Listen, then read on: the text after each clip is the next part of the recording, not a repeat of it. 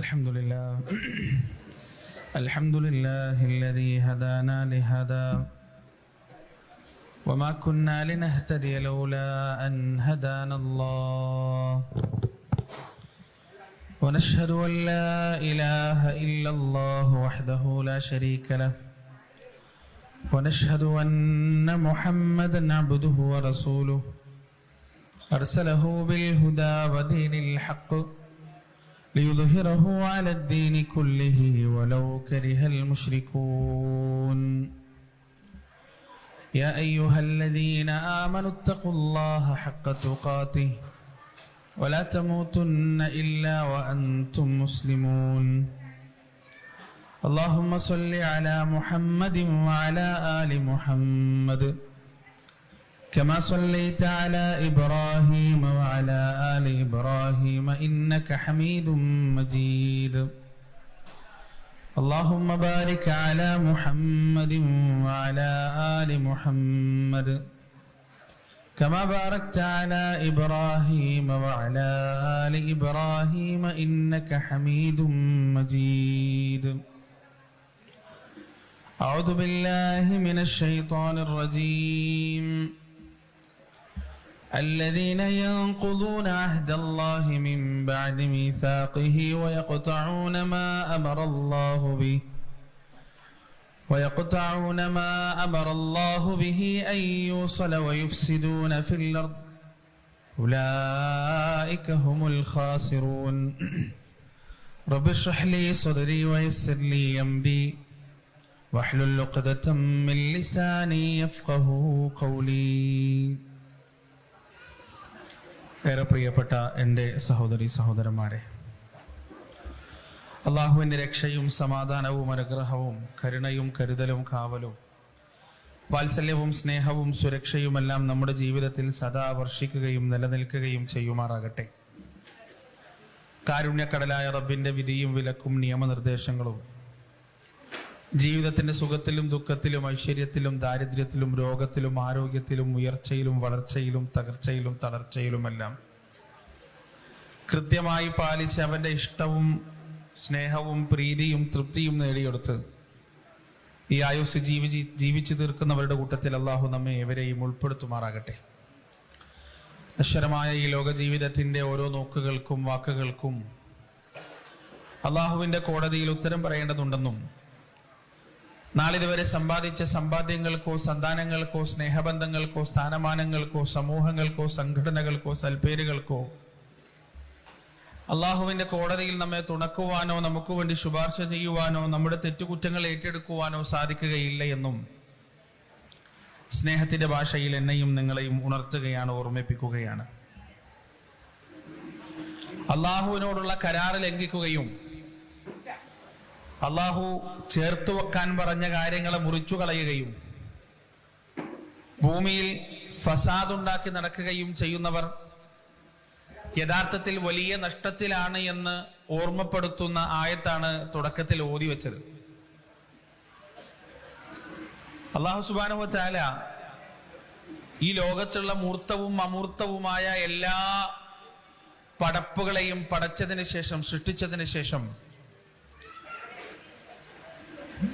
ആ എല്ലാറ്റിനെയും മുന്നിലിരുത്തിക്കൊണ്ട് പടച്ച റബ്ബ് ചോദിച്ചു, നിങ്ങൾക്ക് ആർക്കെങ്കിലും എന്തെങ്കിലും പറയാനുണ്ടോ, ആവശ്യപ്പെടാനുണ്ടോ? ആ കൂട്ടത്തിൽ റഹീം, അതായത് കുടുംബ ബന്ധം എഴുന്നേറ്റ് നിന്നുകൊണ്ട് അള്ളാഹുവിനോട് ചോദിച്ചു, യാ അല്ലാഹ്, നിന്റെ പടപ്പുകളിൽ, നിന്റെ സൃഷ്ടിപ്പിൽ എനിക്കുള്ള സ്ഥാനം എന്താണ്? അള്ളാഹു കുടുംബ ബന്ധത്തിന് മറുപടി കൊടുത്തു, നിന്നെ ആരാണോ മുറിച്ചു കളയുന്നത് അവരെ ഞാനും മുറിച്ചു കളയുന്നതാണ്. നീയുമായുള്ള ബന്ധം ആരാണോ വിച്ഛേദിക്കുന്നത് അവരുമായുള്ള ബന്ധം ഞാനും വിച്ഛേദിക്കുന്നതാണ് എന്ന് അള്ളാഹു സുബ്ഹാനഹു വ തആല റഹീമിനോട്, കുടുംബ ബന്ധത്തോട് പറഞ്ഞു എന്നതാണ്. കുടുംബ ബന്ധം മുറിക്കുന്നവൻ യഥാർത്ഥത്തിൽ മുറിക്കുന്നത് അള്ളാഹുവുമായുള്ള ബന്ധമാണ്. കുടുംബബന്ധത്തെ വിച്ഛേദിക്കുന്നവയെ യഥാർത്ഥത്തിൽ ചെയ്യുന്നത് അള്ളാഹുവിന്റെ സഹായങ്ങളും അനുഗ്രഹങ്ങളും കാരുണ്യവും കിട്ടാനുള്ള വഴിയെ അടച്ചു കളയുകയാണ്, വിച്ഛേദിച്ചു കളയുകയാണ്. മറ്റു മൃഗങ്ങളിൽ നിന്നും പക്ഷികളിൽ നിന്നും പറവകളിൽ നിന്നും പാറ്റകളിൽ നിന്നുമെല്ലാം മനുഷ്യനെ വ്യത്യസ്തനാക്കുന്നത് അവന്റെ കുടുംബ ജീവിതമാണ്, വ്യവസ്ഥാപിതമായ കുടുംബ ജീവിതമാണ്. 4 തരം ബന്ധങ്ങളാണ് അല്ലാഹു സുബ്ഹാനഹു വ തആല നമുക്ക് തന്നിട്ടുള്ളത്. അതിലൊന്ന് മാത്രമേ നമുക്ക് തിരഞ്ഞെടുക്കാൻ കഴിയുള്ളൂ. ബാക്കി 3 ബന്ധങ്ങളും നമ്മുടെ തിരഞ്ഞെടുപ്പിനനുസൃതമായി നടക്കുന്ന സംഗതിയല്ല. ഭാര്യാഭർത്തൃ ബന്ധമുണ്ട്, മാതാപിതാക്കളുമായുള്ള ബന്ധമുണ്ട്, സഹോദരി സഹോദരന്മാരുമായുള്ള ബന്ധമുണ്ട്, മക്കളുമായുള്ള ബന്ധമുണ്ട്. എൻ്റെ ഉമ്മ ആരാകണം, ഉപ്പ ആരാകണം എന്ന് എനിക്ക് തീരുമാനിക്കാൻ കഴിയില്ല. എൻ്റെ സഹോദരി ആരാവണം, സഹോദരൻ ആരാവണം എന്നെനിക്ക് തീരുമാനിക്കാൻ കഴിയില്ല. എൻ്റെ മകൾ ആരാവണം, എൻ്റെ മകൻ ആരാവണം എന്നും എനിക്ക് തീരുമാനിക്കാൻ കഴിയില്ല. പക്ഷെ എൻ്റെ ഭാര്യ ആരാവണം എന്ന് തിരഞ്ഞെടുക്കാനുള്ള സ്വാതന്ത്ര്യം ഈ ലോകത്ത് പടച്ച റബ്ബ് എനിക്ക് നൽകിയിട്ടുണ്ട്, നമുക്കെല്ലാം നൽകിയിട്ടുണ്ട്. പ്രിയപ്പെട്ടവരെ, മനുഷ്യ ചരിത്രത്തിൽ ഏറ്റവും ആദ്യമുണ്ടായ ബന്ധമാണ് ഭാര്യാഭർത്തൃ ബന്ധം. പരിശുദ്ധ ഇസ്ലാം അങ്ങേയറ്റം പവിത്രമായും പരിപാവനമായും പഠിപ്പിക്കുന്ന ബന്ധം. ആദം അലൈഹിസ്സലാത്തു വസ്സലാം സ്വർഗത്തിലായിരുന്നിട്ട് പോലും സംതൃപ്തി കിട്ടാത്ത ആ ഒരു വിടവ് അല്ലാഹു മനസ്സിലാക്കിയ ആ ഒരു ബന്ധം. വഖുൽനാ യാ ആദമുസ്കുൻ അൻത വസൗജുകൽ ജന്ന വകുലാ മിൻഹാ റഗദൻ ഹൈതു ശിഅ്തുമാ വലാ തഖറബാ ഹാദിഹി ശജറ ഫതകൂനാ മിനൽ ളാലിമീൻ. ആദമേ, നീയും നിന്റെ ഭാര്യയും സ്വർഗത്തിൽ പ്രവേശിച്ചു കൊള്ളുക. നിങ്ങൾക്ക് അവിടെ സ്വച്ഛന്തം വിഹരിക്കാം, ഇഷ്ടമുള്ളിടത്ത് നിന്നെല്ലാം ഭക്ഷണം കഴിക്കാം.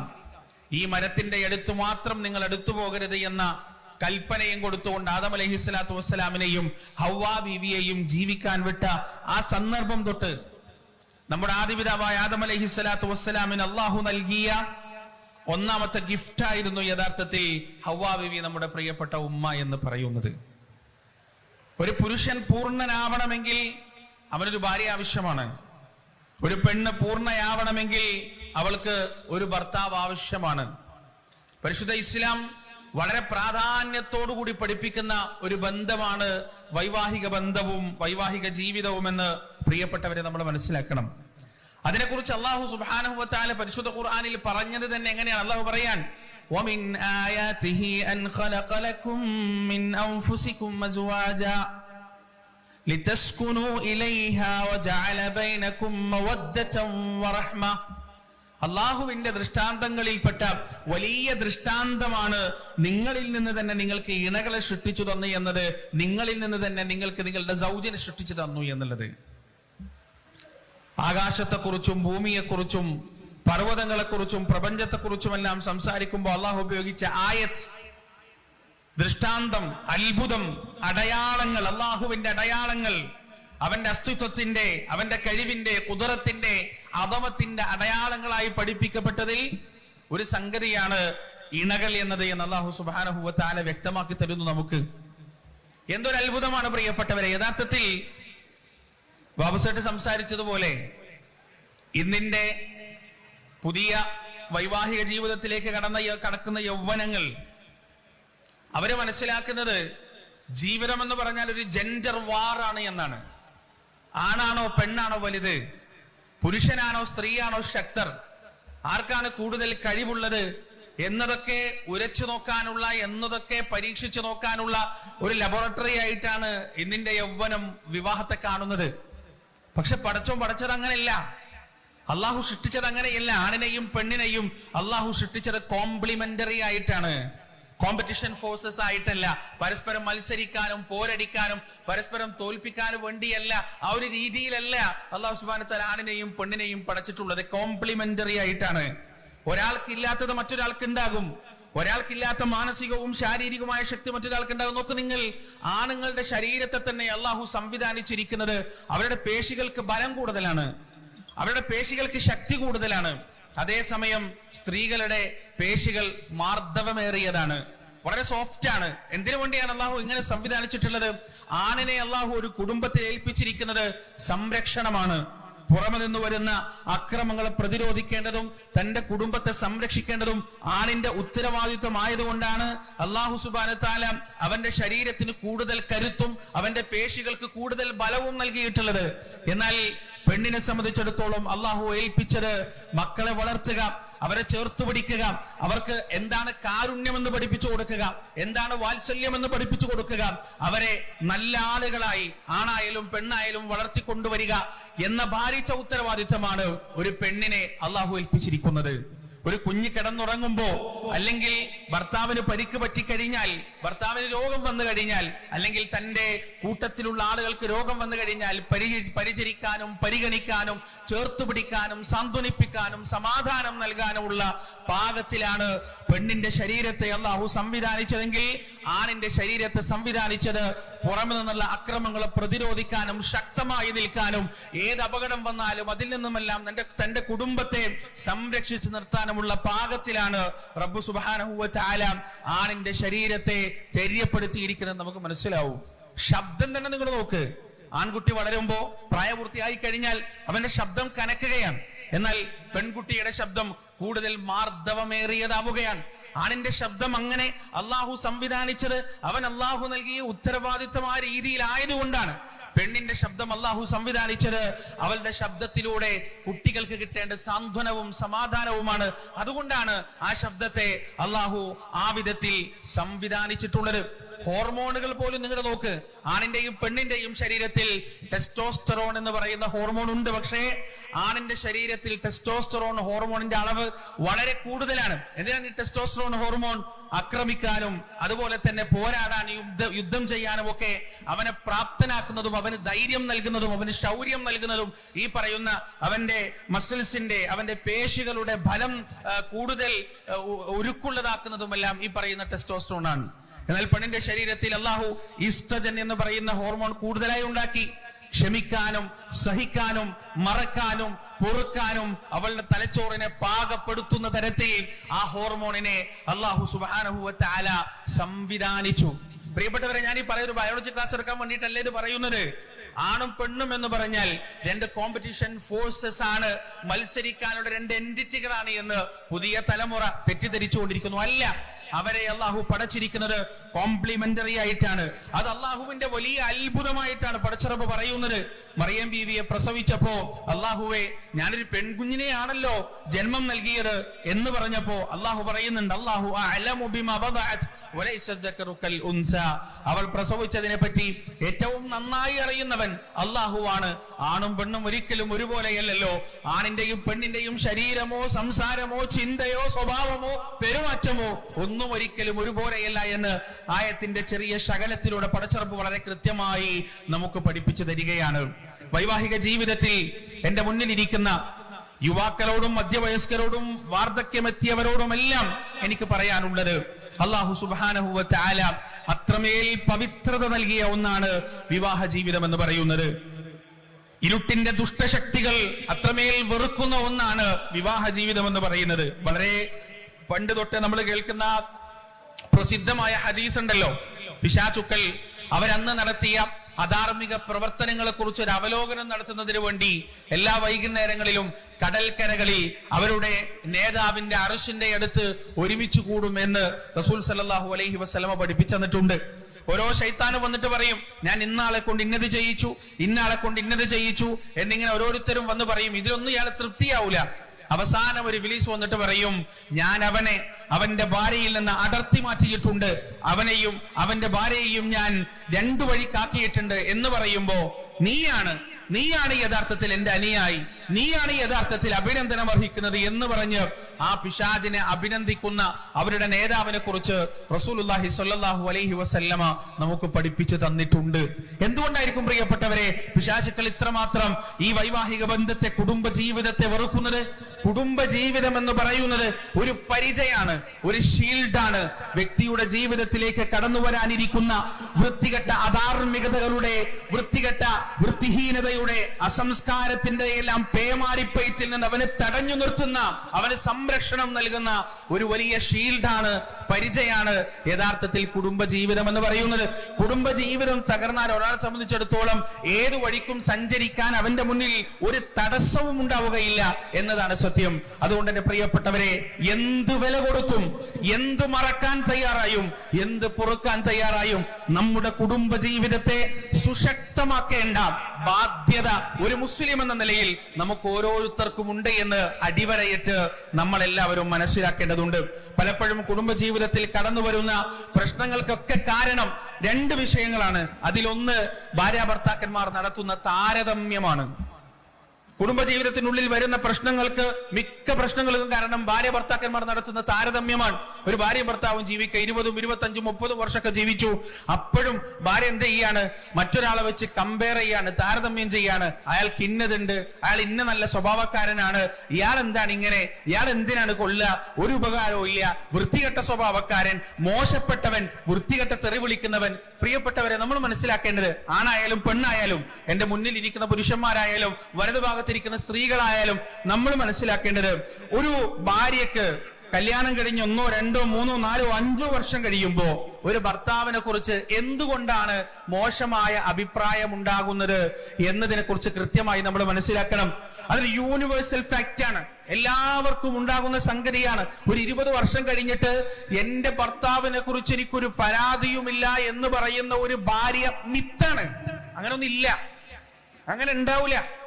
20 കൊല്ലം ജീവിച്ചിട്ടും എന്റെ ഭാര്യയെ കുറിച്ച് എനിക്കൊരു പരാതിയില്ല എന്ന് പറയുന്നത് പച്ചയായ മിത്താണ്. അങ്ങനെ ഉണ്ടാവില്ല. കുറവില്ലാത്ത, പ്രശ്നങ്ങളില്ലാത്ത, ഏറ്റക്കുറച്ചിലില്ലാത്ത ഏത് മനുഷ്യന്മാരാണുള്ളത്? അതിന് സൈക്കോളജിയിൽ കൃത്യമായ ഒരു കാരണം പറയുന്നുണ്ട്. എന്താണെന്നറിയോ? രണ്ട് വ്യക്തികൾ ഭാര്യയും ഭർത്താവും ഒരുമിച്ച് ജീവിക്കാൻ തുടങ്ങുമ്പോ അവർ മാനസികമായി, സൈക്കോളജിക്കൽ ന്യൂഡിറ്റി അവർക്കിടയിൽ ഉണ്ടാകുമെന്നാണ്. ഒരു മാനസികമായ നഗ്നത. അതായത് നമ്മളൊക്കെ ഇപ്പൊ വസ്ത്രം ധരിച്ചിട്ടുണ്ട്, ഡ്രസ്സ് ഇട്ടിട്ടുണ്ട്. ഈ ഡ്രസ്സ് ഇട്ടത് കൊണ്ട് നമ്മുടെ ശരീരത്തിലെ പാടുകൾ, നമ്മുടെ ശരീരത്തിലെ മുറിവുകൾ, നമ്മുടെ ശരീരത്തിലെ ത്വക്കിന്റെ രോഗങ്ങൾ, നമ്മുടെ ശരീരത്തിന്റെ ഉള്ളിലുള്ള നിറം, എന്തെങ്കിലും കുറവുകൾ, ഇതൊന്നും പുറത്തു കാണൂല. ഇതൊക്കെ നമ്മൾ ഡ്രസ്സ് ഇട്ടിട്ട് ഇങ്ങനെ മറച്ചിരിക്കുകയാണ്, വസ്ത്രം ധരിച്ചിട്ട് മറച്ചിരിക്കുകയാണ്. നമ്മൾ ഇതുകൊണ്ട് ഈ വസ്ത്രം പുറത്തേക്ക് ഊരിക്കഴിഞ്ഞാൽ ഇതൊക്കെ പുറത്തേക്ക് വരും, ഇതൊക്കെ വെളിവാവും. ഇതുപോലെ തന്നെയാണ് നമ്മുടെ വ്യക്തിത്വത്തിന് നമ്മുടെ ഒരു വസ്ത്രം ധരിച്ചു കൊടുത്തിട്ടുണ്ട്. മര്യാദയുടെ, നല്ല സംസാരത്തിന്റെ, നല്ല സംസ്കാരത്തിന്റെ വസ്ത്രം നമ്മുടെ വ്യക്തിത്വത്തിന് നാം അണിയിച്ചു കൊടുത്തിട്ടുണ്ട്. അത് ധരിച്ചിട്ടാണ് നമ്മൾ പുറത്തിറങ്ങുക.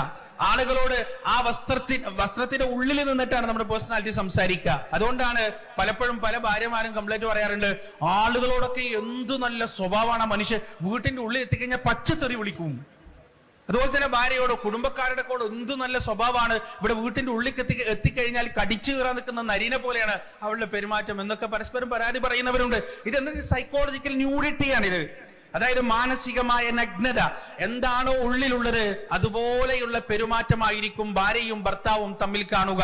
ഈ ലോകത്ത് പ്രിയപ്പെട്ടവരെ, ആരുടെ മാനസിക നഗ്നത നമ്മൾ കണ്ടാലും, ആരുടെ യഥാർത്ഥ സ്വഭാവം നമ്മൾ കണ്ടാലും അയാളെ കുറിച്ച് നമുക്കൊരു മതിപ്പും ഉണ്ടാവുകയില്ല എന്ന് കൃത്യമായി നമ്മൾ മനസ്സിലാക്കുക. ജീവിതത്തിന്റെ പുറത്ത് നിന്നിട്ട് നമ്മൾ ഒരാളെ നോക്കുമ്പോൾ അയാളെ നമ്മൾ കാണുന്നത് അയാളുടെ പേഴ്സണാലിറ്റിക്ക് പുറത്ത് അയാൾ ധരിച്ച വസ്ത്രത്തെ മാത്രമാണ്. ആ വസ്ത്രത്തിന് വ്യത്യാസങ്ങൾ ഉണ്ടാവും. ചില ആളുകൾ വില കൂടിയ വസ്ത്രം ധരിക്കുന്നത് പോലെ ചില മനുഷ്യന്മാര് നല്ല രീതിയിലുള്ള മര്യാദയുള്ള വസ്ത്രം ധരിക്കുന്നതിൽ സംശയമില്ല. പക്ഷെ ചില ആളുകളുടെ വസ്ത്രം കുറവായിരിക്കും, ചില ആളുകൾ അർദ്ധനഗ്നരായിരിക്കും, ഒക്കെ ഉണ്ടാവും. എന്തായാലും നമ്മുടെ ഭർത്താവിനെ, നമ്മുടെ ഭാര്യയ്ക്ക് പുറമെ നമ്മൾ കാണുന്ന ഓരോ വ്യക്തികളെയും നമ്മൾ കാണുന്നത് അവരുടെ യഥാർത്ഥ വ്യക്തിത്വമോ യഥാർത്ഥ പേഴ്സണാലിറ്റിയോ അല്ല, മറിച്ച് അവരവരുടെ വ്യക്തിത്വത്തിന് പുറത്ത് ധരിച്ചിരിക്കുന്ന വസ്ത്രം മാത്രമാണ്. മനസ്സിലാക്കുക. നമ്മൾ നമ്മുടെ കുടുംബജീവിതത്തെ കുറിച്ച് ചിന്തിക്കേണ്ടത് എന്താണെന്നറിയോ? എനിക്ക് യോജിച്ച ഏറ്റവും നല്ലൊരു ഇണയെയാണ് അള്ളാഹു സുബ്ഹാനഹു വ തആല എനിക്ക് തന്നിട്ടുള്ളത് എന്ന തിരിച്ചറിവും എന്ന ബോധ്യവും നാം നമ്മെ തന്നെ ആവർത്തിച്ച് പറഞ്ഞ് മനസ്സിലാക്കാൻ ശ്രമിക്കണം. കാരണം മറ്റൊരുവന്റെ ജീവിതത്തിൽ അവളുടെ ഭാര്യ, അവന്റെ ഭാര്യ, അവൻ ഇന്നതൊക്കെ ചെയ്തു കൊടുക്കുന്നുണ്ടല്ലോ, പിന്നെ എന്താ എന്റെ ഭാര്യ എനിക്കൊതൊന്നും ചെയ്തു തരാത്തത്, എന്റെ ഭാര്യ എന്താണ് ഇങ്ങനെ പരിഗണിക്കാത്തത്? അവന്റെ ജീവിതത്തിന്റെ ഉള്ളറകൾ നിങ്ങൾ കണ്ടിട്ടില്ല. അവന്റെ ജീവിതത്തിൽ അവൻ അനുഭവിക്കുന്ന പ്രയാസങ്ങൾ നിങ്ങൾ കണ്ടിട്ടില്ല. അല്ലെങ്കിൽ അവളുടെ ഭർത്താവ് ഇങ്ങനെയാണല്ലോ, അവൾ നല്ല സംതൃപ്തയാണല്ലോ പറയുന്നത് മാത്രമേ നിങ്ങൾ കേട്ടിട്ടുള്ളൂ. ഉള്ളിലുള്ളത് എന്താണെന്ന് നിങ്ങൾ അറിഞ്ഞിട്ടുമില്ല, കേട്ടിട്ടുമില്ല. അതുകൊണ്ട് ആദ്യം വേണ്ടത്, എനിക്കെന്റെ റബ്ബ് തന്നതിൽ ഞാൻ തൃപ്തയാണ്, ആ കുറവുകൾ സഹിക്കാൻ ഞാൻ തയ്യാറാണ്, ആ കുറവുകൾക്ക് പകരം അല്ലാഹു സുബ്ഹാനഹു വ തആല എനിക്ക് പ്രതിഫലം നൽകും എന്ന ചിന്തയോടുകൂടി നിങ്ങൾ ജീവിച്ചു നോക്ക്.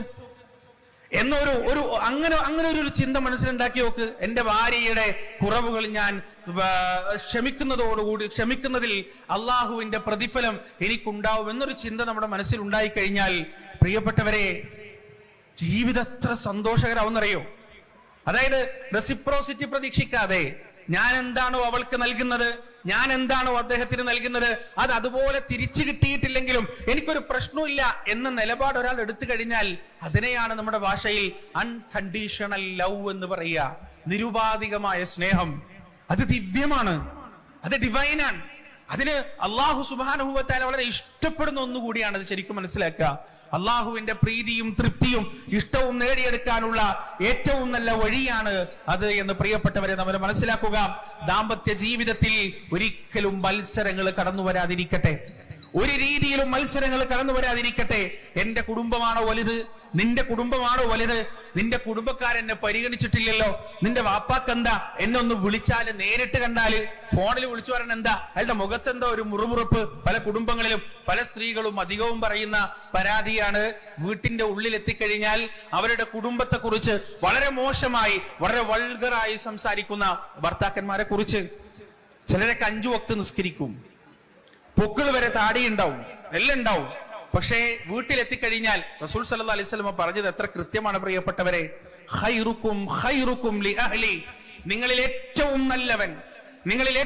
നല്ലവൻ അവന്റെ കുടുംബത്തോട് ഏറ്റവും നന്നായി പെരുമാറുന്നവനാണ് എന്ന് റസൂലുള്ളാഹി സ്വല്ലല്ലാഹു അലൈഹി വസല്ലം പറഞ്ഞു. ഞാൻ എന്റെ കുടുംബത്തോട് ഏറ്റവും നന്നായി പെരുമാറുന്നവനാണ്. എപ്പോഴാണ് ആണുങ്ങൾക്ക് ഏറ്റവും കൂടുതൽ ദേഷ്യം പിടിക്കറിയോ? അവരുടെ ഈഗോയെ ഹേർട്ട് ചെയ്യുമ്പോഴാണ്. ആ ഈഗോ ഹേർട്ട് ആവുമ്പോ റസൂലുള്ളാഹി സ്വല്ലല്ലാഹു അലൈഹി വസല്ലമ എങ്ങനെയാണ് പ്രതികരിച്ചത് എന്ന് ചരിത്രം വളരെ കൃത്യമായി നമുക്ക് പറഞ്ഞു തരുന്നുണ്ട്. അള്ളാന്റെ റസൂലിന്റെ വീട്ടിൽ അതിഥികൾ ഇരിക്കുന്ന സമയത്താണ് ആ പറഞ്ഞ പലഹാരപാത്രം കൊണ്ടുവരപ്പെട്ടത്. ആ തട്ടിയതും തെറിപ്പിച്ചതും പൊട്ടിയതും എല്ലാം നമ്മൾ ഒരുപാട് തവണ കേട്ടതാണ്. ഈ പലഹാരപാത്രം ഉള്ളിലേക്ക് കൊണ്ടുപോയി പിന്നെ കേൾക്കുന്നത് വീഴുന്നതും ചിന്നിച്ചിതറുന്നതുമായ ശബ്ദാണ്. എല്ലാവർക്കും കാര്യം മനസ്സിലായി. ആയിഷ റളിയല്ലാഹു അൻഹ നല്ല ചൂടിലാണ്, നല്ല ദേഷ്യത്തിലാണ്. വന്ന അതിഥികൾക്കും മനസ്സിലായി, പ്രവാചകൻ സല്ലല്ലാഹു അലൈഹി വസല്ലമക്കും മനസ്സിലായി. അള്ളാന്റെ റസൂൽ അതിഥികളോട് പറഞ്ഞു, നിങ്ങളുടെ ഉമ്മ ദേഷ്യത്തിലാണ് കേട്ടോ, ഞാനൊന്ന് പോയി തണുപ്പിച്ചു വരാം എന്ന് പറഞ്ഞ് ഉള്ളിലേക്ക് പോയിട്ട് റസൂൽ സല്ലല്ലാഹു അലൈഹി വസല്ലമ ചെയ്തത് എന്താണ്? 2 എണ്ണം പൊട്ടിച്ചോ അല്ലെങ്കിൽ ശക്തമായി ശകാരിച്ചോ? ഇല്ല. അവിടെ ആ കലിതുള്ളി നിൽക്കുന്ന, തീയിൽ ചവിട്ടി നിൽക്കുന്ന തന്റെ ഭാര്യ, അള്ളാഹു പെണ്ണിനെ അങ്ങനെയാണ് പടച്ചത് എന്ന ബോധവും ചിന്തയും തിരിച്ചറിവും റസൂലുള്ളാഹി സ്വല്ലല്ലാഹു അലൈഹി വസല്ലമക്ക് ഉണ്ടായിരുന്നു. അവൾ വൈകാരികമായി വയലന്റ് ആകുമ്പോ അതിനോട് എങ്ങനെയാണ് പ്രതികരിക്കേണ്ടത് എന്ന കൃത്യമായ ബോധം റസൂലുള്ളാഹി സ്വല്ലല്ലാഹു അലൈഹി വസല്ലമക്ക് ഉണ്ടായിരുന്നു. അതിനെ എങ്ങനെയാണ് തിരുത്തേണ്ടത്? അവളെ അടിക്കുന്നതിലൂടെയല്ല തിരുത്തേണ്ടത്, അവളെ ശകാരിക്കുന്നതിലൂടെയല്ല തിരുത്തേണ്ടത് എന്ന ബോധവും ബോധ്യവും റസൂലുള്ളാഹി സ്വല്ലല്ലാഹു അലൈഹി വസല്ലമക്ക് ഉണ്ടായിരുന്നു. എങ്ങനെയാ പ്രവാചകൻ പ്രതികരിച്ചത്? പ്രവാചകൻ അവിടെ മുട്ടിന്റെ മേലെ ഇരുന്നു. എന്നിട്ട് പൊട്ടിച്ചിതറിയ പാത്രത്തിന്റെ ചീളുകൾ ഒരക്ഷരം ഉരിയാടാതെ തന്റെ കൈവെള്ളയിലേക്ക് പെറുക്കി വെക്കുന്നത് കണ്ടപ്പോ ആയിഷ റളിയല്ലാഹു അൻഹ തകർന്നു. 1000 ശകാരത്തിന്റെ 1000 അടിയുടെ ശക്തി ഉണ്ടായിരുന്നു റസൂലുള്ളാഹി സ്വല്ലല്ലാഹു അലൈഹി വസല്ലമയുടെ ആ മൗനത്തിന്, പ്രവാചകന്റെ ആ പ്രതികരണത്തിന്. ആയിഷ റളിയല്ലാഹു അൻഹയുടെ കണ്ണ് നിറഞ്ഞു. ആയിഷ തന്റെ മുട്ട് പ്രവാചകന്റെ മുട്ടിനോട് ചേർത്ത് വെച്ച് അടുത്തുപോയിരുന്നു. എന്നിട്ട് തല ഉയർത്തിയിട്ട് പ്രവാചകനോട് ചോദിച്ചു, റസൂലേ, നിങ്ങൾ എനിക്ക് പുറത്തു തരൂലേ? എന്താ ഇവിടെ പ്രവാചകൻ ഉപദേശം കൊടുത്തോ? ഇവിടെ ആയിഷ റളിയല്ലാഹു അൻഹ ചെയ്ത ആ ചെയ്ത് ശരിയല്ല എന്ന് അള്ളാന്റെ റസൂൽ യുക്തിഭദ്രമായി പറഞ്ഞു മനസ്സിലാക്കിയോ? ഇല്ല. ക്ഷമിച്ചു, സഹിച്ചു, തോറ്റുകൊടുത്തു, താണുകൊടുത്തു. ആ താഴ്മയോടെ ഈ ഒരു പ്രവർത്തനം ചെയ്തപ്പോ ആ താഴ്മക്ക് മുന്നിൽ, ആ തോറ്റുകൊടുക്കലിന് മുന്നിൽ, ആ വിട്ടുവീഴ്ചക്ക് മുന്നിൽ, ആ സ്നേഹത്തിന് മുന്നിൽ തോറ്റുപോയി ആയിഷ റളിയല്ലാഹു അൻഹ. ആയിഷ റളിയല്ലാഹു അൻഹയുടെ മുടിയിഴകൾക്കിടയിലൂടെ വിരലോടിച്ചുകൊണ്ട് റസൂലുള്ളാഹി സ്വല്ലല്ലാഹു അലൈഹി വസല്ലം ചോദിക്കുന്നുണ്ട്, ആയിഷ, നിനക്ക് ഞാൻ പുറത്തു തന്നിട്ടില്ലെങ്കിൽ വേറെ ആര് പുറത്തു തരാനാണ് എന്ന് അള്ളാന്റെ റസൂൽ തിരിച്ചു ചോദിച്ചപ്പോഴുണ്ടല്ലോ പ്രിയപ്പെട്ടവരെ, ഒരു 100 കൊല്ലം ക്ലാസ് കൊടുക്കുന്ന എഫക്റ്റ് ഈ പറയുന്ന ഒറ്റ സംഭവം കൊണ്ടുണ്ടായി. ഇങ്ങനെയാണ് പ്രതികരിക്കേണ്ടത്. നമ്മുടെയൊക്കെ ഭാഷയിലും ഭാഷ്യത്തിലും ആണത്തം എന്ന് പറഞ്ഞാൽ എല്ലാം അടിച്ചു തകർക്കുന്ന കുടുംബത്തെ ഇങ്ങനെ കൊടുമ്പിരി കൊള്ളിക്കുന്ന വിറപ്പിക്കുന്നൊക്കെ ആളുകളാണ് ആണുങ്ങൾ എന്ന് പറയുന്നത്. ഒരു പെണ്ണിനെ വിറപ്പിക്കുന്നത് ആണത്തമാണോ? റസൂലുള്ളാഹി സ്വല്ലല്ലാഹു അലൈഹി വസല്ലമയുടെ ജീവിതത്തിൽ നമുക്കത് കാണാൻ കഴിയില്ല. അതുകൊണ്ട് എന്റെ പ്രിയപ്പെട്ട പുരുഷന്മാരോട്, എന്റെ മുന്നിലിരിക്കുന്ന എന്റെ സഹോദരന്മാരോട് പറയാനുള്ളത്, നിങ്ങളുടെ ഈഗോ ഹേർട്ടാകുമ്പോഴാണ് നിങ്ങൾ ഏറ്റവും കൂടുതൽ പൊട്ടിത്തെറിക്കുന്നത്. അവിടെയാണ് ക്ഷമിക്കാൻ നിങ്ങൾ പഠിക്കേണ്ടത്, അവിടെയാണ് സഹിക്കാൻ നിങ്ങൾ പഠിക്കേണ്ടത്. അതുപോലെ തന്നെ സ്ത്രീകൾ മനസ്സിലാക്കാം, പലപ്പോഴും ഭർത്താവിന് വാർദ്ധക്യം എത്തിക്കഴിഞ്ഞാൽ, മക്കളൊക്കെ വളർന്ന് മീശയും താടിയൊക്കെ വന്ന് നല്ല ജോലിയും കാര്യങ്ങളൊക്കെ ആയിക്കഴിഞ്ഞാൽ നിങ്ങളുടെ സ്വഭാവത്തിലും പെരുമാറ്റത്തിലും വലിയ മാറ്റങ്ങൾ ഉണ്ടാവാറുണ്ട്. ഒന്നറിയുക, ഈ ദുനിയാവിൽ നിങ്ങൾക്ക് ബാക്കിയായിട്ടുള്ളത് പതിറ്റാണ്ടുകൾ മാത്രമായിരിക്കും, അള്ളാഹു നിശ്ചയിച്ച ആയുസ് പ്രകാരം, അള്ളാഹു ആലം. പക്ഷേ നിങ്ങൾ മരിക്കുമ്പോ, നിങ്ങളുടെ മയ്യത്ത് കൊണ്ടുപോകുമ്പോ, നിങ്ങളുടെ ഭർത്താവ് അദ്ദേഹം എത്ര വിവരം കെട്ടവനാകട്ടെ, എത്ര മര്യാദ കെട്ടവനാകട്ടെ, ഏത് കുടുംബത്തിൽ പിറന്നവനാകട്ടെ, ഒരു ഗതിയും പരഗതിയും ഇല്ലാത്തവനാകട്ടെ, നിങ്ങളുടെ മയ്യത്ത് കൊണ്ടുപോകുമ്പോ ആ മയ്യത്ത് നോക്കിയിട്ട് ആ പെണ്ണുണ്ടല്ലോ, എനിക്കവളിൽ തൃപ്തിയാണ് എന്ന് ആ മനുഷ്യനൊരു വാക്ക് പറഞ്ഞാൽ, ആ മരണമല്ലാതെ അള്ളാഹുവിന്റെ സ്വർഗത്തിലേക്ക് നിങ്ങൾക്ക് മറ്റൊരു തടസ്സവുമില്ല എന്ന് പഠിപ്പിച്ചു കളവ് പറയാത്ത പ്രവാചകൻ സല്ലല്ലാഹു അലൈഹി വസല്ലം. ശരിക്കും ശ്രദ്ധിച്ചോ എന്റെ സഹോദരിമാരെ, ഭർത്താവിന്റെ അതൃപ്തി എന്ന് പറയുന്നത് അത് നരകമാണ്, നരകത്തിലേക്കുള്ള വഴിയാണ്. ഭർത്താവിന്റെ തൃപ്തി എന്ന് പറയുന്നത് അത് സ്വർഗമാണ്, സ്വർഗത്തിലേക്കുള്ള വഴിയാണ്. ശരിയാണ്, നിങ്ങൾക്ക് ഒരുപാട് പരാതികളും പരിഭവങ്ങളും, ഇന്നലകളിൽ ഞാൻ അങ്ങനെ കഷ്ടപ്പെട്ടിട്ടുണ്ട്, ഇങ്ങനെ കഷ്ടപ്പെട്ടിട്ടുണ്ട്, തിരിഞ്ഞു നോക്കിയിട്ടില്ല ഇയാള്, എന്നെ മൈൻഡ് ചെയ്തിട്ടില്ല, എന്നെ ക്രൂശിച്ചിട്ടുണ്ട്, ഒക്കെ ഉണ്ടാവും. ഏത് പെണ്ണിന്റെയും ജീവിതത്തിലെ പരാതിയുടെ നിഘണ്ടുകൾ തുറന്നു നോക്കിയാൽ ഉപ്പാനേക്കാളും സഹോദരന്മാരെക്കാളും മറ്റാരെക്കാളും അവൾക്ക് ഏറ്റവും കൂടുതൽ പരാതി പറയാനുണ്ടാവുക ഈ ഭർത്താവിനെ കുറിച്ചായിരിക്കും. പക്ഷേ അള്ളാഹുവിന്റെ റസൂല് പഠിപ്പിച്ചു തന്നത് ആ പരാതി, അദ്ദേഹത്തിന്റെ അക്രമങ്ങളും ദുൽമകളും അത് അദ്ദേഹം പടച്ചവനായിട്ട് തീർക്കട്ടെ, പക്ഷേ നിങ്ങളുടെ സ്വർഗത്തിലേക്കുള്ള വഴി ആ മനുഷ്യനാണ് എന്ന തിരിച്ചറിവിൽ നിങ്ങൾ ജീവിക്കുക. പരസ്പരം മത്സരിക്കാതിരിക്കുക, തോറ്റുകൊടുക്കാൻ തയ്യാറാവുക. പറയാതെ മനസ്സിലാക്കുമ്പോഴാണ് ബന്ധത്തിന് സൗന്ദര്യം കൂടുന്നത്. റസൂലുള്ളാഹി സ്വല്ലല്ലാഹു അലൈഹി വസല്ലമയോട് ഒരിക്കൽ ആയിഷ റളിയല്ലാഹു അൻഹ ചോദിച്ചു, യാ റസൂലല്ലാഹ്, അങ്ങേക്ക് എന്നോട് സ്നേഹമുണ്ടോ? പ്രവാചകൻ തിരിച്ചു പറഞ്ഞു, അതെന്താ, എനിക്ക് നിന്നോട് സ്നേഹമില്ലാതെ? ആയിഷ ചോദിച്ചു, എങ്കിൽ ആ സ്നേഹം എങ്ങനെയാണ്? പ്രവാചകൻ പറഞ്ഞു, അത് മുറുക്കി പിരിച്ച കയറ് പോലെയാണ്, ശക്തമാണ്. പിന്നീട് അവരുടെ ജീവിതത്തിൽ സൗന്ദര്യ പണക്കങ്ങൾ ഉണ്ടായി. ആ സൗന്ദര്യ പണക്കത്തിൽ നിന്ന് അവർ പുറത്തേക്ക് വരിക. ആയിഷ റളിയല്ലാഹു അൻഹ ചോദിക്കും ഇങ്ങനെ പ്രവാചകനോട്, നബിയെ, ആ കയറിന് വല്ല കോട്ടവും പറ്റിയോ? അതിന്റെ ശക്തിക്ക് വല്ല കുറവും സംഭവിച്ചോ എന്ന് പറയുമ്പോ നബി സല്ലല്ലാഹു അലൈഹി വസല്ലം ആയിഷ റളിയല്ലാഹു അൻഹയെ ചേർത്ത് പിടിക്കും. എന്നിട്ട് പറയും, ഇല്ല, അത് പണ്ടത്തതിനേക്കാൾ ശക്തമാണ്, അത് ആദ്യത്തേതിനേക്കാൾ മുറുക്കി പിരിഞ്ഞ രൂപത്തിൽ തന്നെയാണുള്ളത് എന്ന് റസൂലുള്ളാഹി സ്വല്ലല്ലാഹു അലൈഹി വസല്ലമ പറയുമെന്നാണ്. നോക്ക് നിങ്ങൾ പ്രിയപ്പെട്ടവരെ, എത്ര സുന്ദരമായ ജീവിതമാണത്. നബി സല്ലല്ലാഹു അലൈഹി വസല്ലമ ഒരിക്കൽ ആയിഷ റളിയല്ലാഹു അൻഹയോട് പറഞ്ഞു, നീ എന്നോട് ദേഷ്യത്തിലാണെങ്കിലും നീ എന്നോട് സ്നേഹത്തിലാണെങ്കിലും അത് പറയാതെ തന്നെ എനിക്ക് അത് മനസ്സിലാവാറുണ്ട്.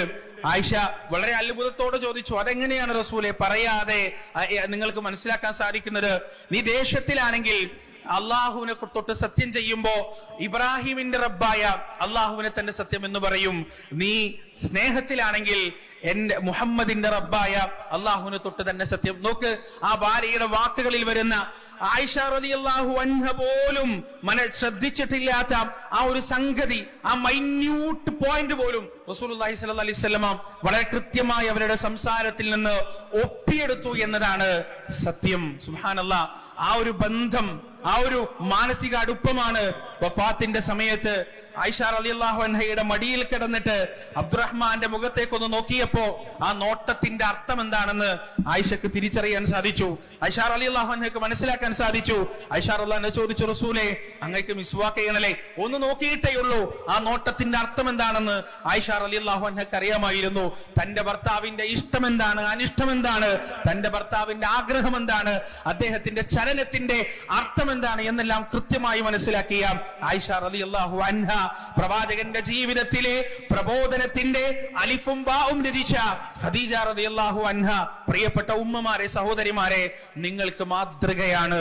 ഈ കാലഘട്ടത്തിന്റെ ധാർമ്മിക സംരക്ഷണം എന്ന് പറയുന്നത് പുതിയ തലമുറക്ക് ജീവിച്ച് കാണിച്ചു കൊടുക്കലാണ്, പറഞ്ഞു കൊടുക്കലല്ല, ക്ലാസ്സിൽ കൊണ്ടുവന്നിരുത്തലല്ല, കൗൺസിലിങ്ങിന് കൊണ്ടുപോകലല്ല, മറിച്ച് ജീവിച്ച് കാണിച്ചു കൊടുക്കും. നിങ്ങൾ അത്രമേൽ സുന്ദരമാണ് ദാമ്പത്യ ജീവിതം, വൈവാഹിക ജീവിതം എന്ന് ജീവിച്ച് നിങ്ങൾക്ക് കാണിച്ചു കൊടുക്കാൻ കഴിയുമെങ്കിൽ അവർ ഈ പറയുന്ന ചാനലുകളിൽ നിന്നും സോഷ്യൽ മീഡിയകളിൽ നിന്നുമെല്ലാം അവർക്ക് കിട്ടുന്ന ഈ പേമാരി ഉണ്ടല്ലോ, ഈ ഫ്ലഡ് ഉണ്ടല്ലോ, ഈ വെള്ളപ്പൊക്കമുണ്ടല്ലോ, അധാർമികതയുടെ അസംസ്കാരത്തിന്റെ വെള്ളപ്പൊക്കം, ആ വെള്ളപ്പൊക്കത്തിൽ നിന്ന് നീന്തിക്കയറാൻ നിങ്ങളുടെ ജീവിതത്തിന്റെ ഉദാഹരണങ്ങളും മാതൃകകളും തന്നെ അവർക്ക് ധാരാളമാണ് എന്ന് എന്റെ പ്രിയപ്പെട്ടവരെ നിങ്ങൾ മനസ്സിലാക്കണം. അല്ലാഹു സുബ്ഹാനഹു വ തആല നമ്മുടെ ദാമ്പത്യ ജീവിതം ഏറ്റവും നല്ല രീതിയിലാക്കുമാറാകട്ടെ, ഏറ്റവും സുന്ദരമാക്കുമാറാകട്ടെ.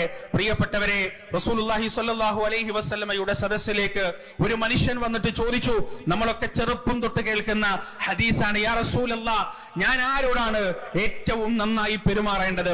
ഞാൻ ആരോടാണ് ഏറ്റവും നന്നായി സഹവസിക്കേണ്ടത്? റസൂലുള്ളാഹി സ്വല്ലല്ലാഹു അലൈഹി വസല്ലമ പറഞ്ഞു, നിന്റെ ഉമ്മയോടാണ്, നിന്റെ ഉമ്മയോടാണ്, നിന്റെ ഉമ്മയോടാണ്, പിന്നീട് നിന്റെ ഉപ്പയോടാണ്. 3 തവണ ഉമ്മയെയും നാലാമത്തെ തവണ വാപ്പയെയും പറഞ്ഞിട്ട് മാത്രമാണ് അടുത്തത് ആരെങ്കിലും ഈ ലോകത്തുള്ളൂ. പ്രിയപ്പെട്ടവരെ, മനുഷ്യകുലത്തിന്റെ ചരിത്രത്തിലെ ആദ്യത്തെ ബന്ധം ഭാര്യാഭർത്തൃ ബന്ധമാണെങ്കിൽ ഒരു മനുഷ്യന്റെ ജീവിതത്തിൽ, ഒരു പുരുഷന്റെ ജീവിതത്തിൽ അവൻ ഏറ്റവും കൂടുതൽ കടപ്പെട്ടിരിക്കുന്നത്, അവൻ ഏറ്റവും കൂടുതൽ കടമയുള്ളത് ഉമ്മയോടും ഉപ്പയോടുമാണ് എന്ന കാര്യത്തിൽ യാതൊരു സംശയവുമില്ല.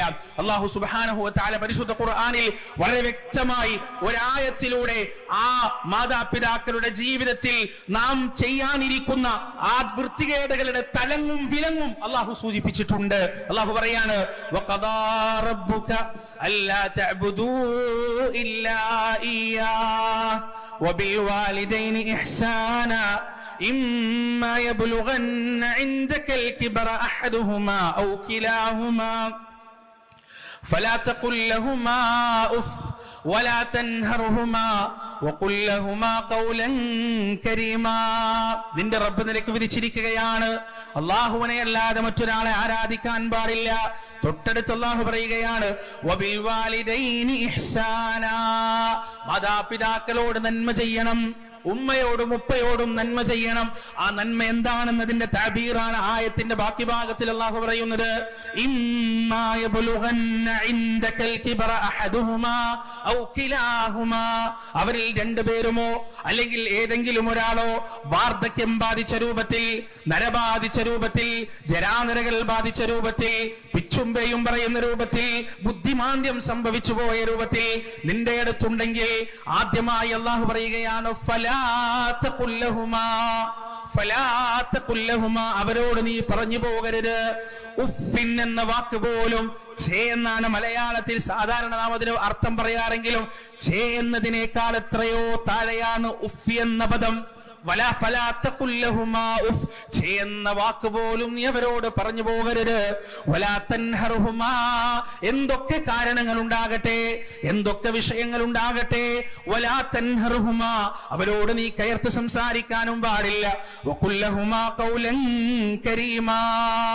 നീ നിന്റെ ജീവിതത്തിൽ പഠിച്ചു വെച്ച ഏറ്റവും നല്ല വാക്കുകളുണ്ടല്ലോ, ഏറ്റവും മാന്യമായ വാക്കുകളുണ്ടല്ലോ, ഏറ്റവും ബഹുമാന പുരസ്സരമുള്ള വാക്കുകളുണ്ടല്ലോ, ആ വാക്കുകൾ മാത്രമേ നിന്റെ ഉമ്മാന്റെ മുന്നിൽ വാപ്പാന്റെ മുന്നിൽ നീ ഉപയോഗിക്കാൻ പാടുള്ളൂ എന്ന് പരിശുദ്ധ ഖുർആൻ നമുക്ക് പഠിപ്പിച്ചു തരികയാണ്. വഖ്ഫിദ് ലഹുമാ, നീ വിരിച്ചു കൊടുക്കുക, അവർക്കായി നീ വിരിച്ചു കൊടുക്കുക. ജനാഹദ്ദുല്ലി മിനർ റഹ്മ, കാരുണ്യത്തോടെയുള്ള താഴ്മയുടെ ചിറകുകൾ നീ അവർക്കായി വിരിച്ചു കൊടുക്കുക. നീ കണ്ട ടെക്നോളജിയൊന്നും അവരെ കണ്ടിട്ടില്ല, നീ കണ്ട ലോകമൊന്നും അവരെ കണ്ടിട്ടില്ല, നീ കണ്ട ബിസിനസ് സാമ്രാജ്യങ്ങളൊന്നും അവരെ കണ്ടിട്ടില്ല, നീ നേടിയെടുത്ത വിദ്യാഭ്യാസത്തിന്റെ പടി പോലും ഒരുപക്ഷെ അവരെ കണ്ടിട്ടുണ്ടാവില്ല, നിനക്കുള്ള അനുയായി വൃന്ദങ്ങളൊന്നും അവർക്കില്ല, നീ കണ്ട രാഷ്ട്രീയമൊന്നും അവരെ കണ്ടിട്ടില്ല. പക്ഷേ അവരുടെ മുന്നിൽ നീ താഴ്മയുടെ ചിറക് വിരിച്ചു കൊടുക്കുക. കാരണം ഈ പടികളൊക്കെ നീ കയറിയത് ഈ 2 മനുഷ്യരുടെ ജീവൻ വിലയായി നൽകിയാണ്. എന്നിട്ട് അവർക്ക് വേണ്ടി പറയുക, റബ്ബിർഹംഹുമാ കമാ റബ്ബയാനി സഗീറാ, അല്ലാഹുവേ അവരോട് നീ കരുണ ചെയ്യണേ റബ്ബേ. ഈ പറയുന്ന വാക്കുകളും പ്രവർത്തനങ്ങളും ഒന്നും കാപട്യമാകരുത്. ഉമ്മാക്ക് വേണ്ടി ചെയ്യുന്നത്, ഉപ്പാക്ക് വേണ്ടി ചെയ്യുന്നത് അത് ഹൃദയത്തിന്റെ ഉള്ളിൽ നിന്നാകേണ്ടതുണ്ട്, അത് മനസ്സിന്റെ ഉള്ളിൽ നിന്നാകേണ്ടതുണ്ട്, അത് കാപട്യമാകാൻ പാടില്ല. അതുകൊണ്ടാണ് ഹൃദയം കൊണ്ട് നടത്തേണ്ട, നാവ് കൊണ്ട് പറയേണ്ട പ്രാർത്ഥനയെ കുറിച്ച് ഇവിടെ ചെറുപ്പ് പറഞ്ഞത്.